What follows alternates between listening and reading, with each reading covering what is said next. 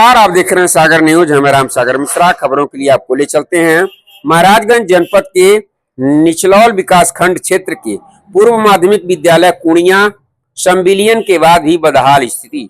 शिक्षा किसी भी समाज की प्रगति का नींव होती है, लेकिन जब शिक्षा के बुनियादी ढांचे की हालत जर्जर हो तो बच्चों के भविष्य पर संकट मंडराने लगता है। महाराजगंज के कई विद्यालयों की स्थिति आज भी दयनीय बनी हुई है, जिनमें से एक उदाहरण है पूर्व माध्यमिक विद्यालय कुणिया। विद्यालय संविलियन के बाद भी मूलभूत सुविधाओं के लिए तरस रहा है।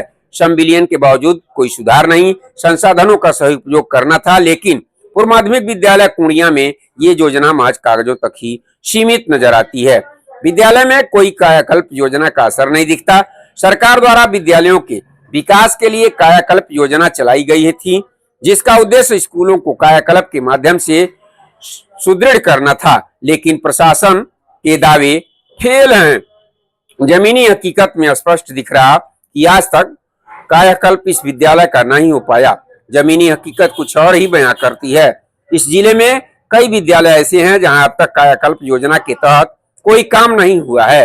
ये सवाल उठता है कि जब सरकार शिक्षा के लिए बजट आवंटित करती तो फिर इन योजनाओं का सही लाभ विद्यालयों तक क्यों नहीं पहुंच रहा है।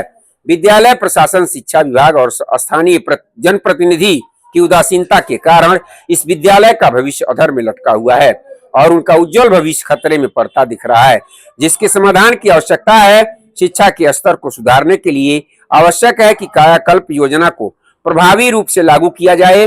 इसके लिए प्रशासन को गंभीरता दिखानी होगी और जमीनी हकीकत के आधार पर ठोस कदम उठाने होंगे। समाज के हर व्यक्ति को शिक्षा व्यवस्था को बेहतरीन करने के लिए अपनी आवाज उठानी होगी, ताकि भविष्य की पीढ़ी को एक बेहतर शैक्षिक माहौल मिल सके। विद्यालयों का विकास सिर्फ कागजों पर नहीं बल्कि धरातल पर दिखना चाहिए, तभी शिक्षा व्यवस्था में सुधार संभव हो पाएगा। आप देखेंगे कि अध्यापकों के द्वारा विद्यालय में पैचिंग कराया जा रहा है। अब देखना यह है इसको लेकर जिम्मेदार अधिकारी किस तरह संज्ञान लेते हैं। क्या यहाँ कायाकल्प शुरू होता है या नहीं, ये तो समय बताएगा। ऐसी छोटी